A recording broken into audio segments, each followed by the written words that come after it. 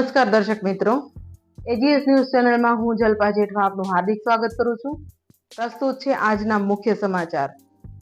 ગુજરાત 46 ડિગ્રીએ અગનભઠ્ઠી બન્યું. હજુ 5 દિવસ ગરમી ચાલુ રહેશે. ગુજરાત સહિત રાજ્યોમાં ચોમાસું વહેલું. બંગાળની ખાડીમાં લો પ્રેશર. બેરોજગારીથી કંટાળી જઈ મેપાનગરના યુવકે બોર તળાવમાં જંપ લાવી કર્યો આપઘાત. મોડાસામાંથી સિંચાઈ વિભાગની સરકારી કચેરીઓ ઝડપાઈ. લોકસભાની ચૂંટણીમાં તળાજાના 26 જૂથોમાં 40% ઓછું મતદાન. કુલ મતદાન 51.53%.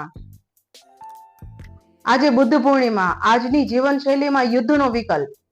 ઉત્તર ભારતમાં સૌથી વધુ કાળઝાળ ગરમી. બાડમેરમાં 48 ડિગ્રી તાપમાન.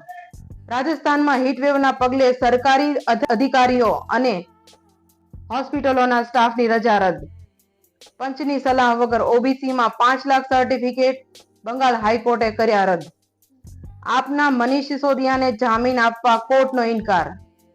યુક્રેનમાં રશિયાનો નવો પ્લાન. યુક્રેનની પાવર ગ્રીડ પર હુમલો. કીવમાં અંધકારપટ. જાપાનમાં ઓછી વસ્તી વચ્ચે લાખો મકાનો બેકાર. ભારતીય મૂળના પ્રથમ સ્પેસ ટુરિસ્ટ ગોપીચંદે સ્પેસશિપ પર તિરંગો દર્શાવ્યો. ફરી મળીશું, ત્યાં સુધી જોતા રહો એજીએસ ન્યૂઝ મીડિયા.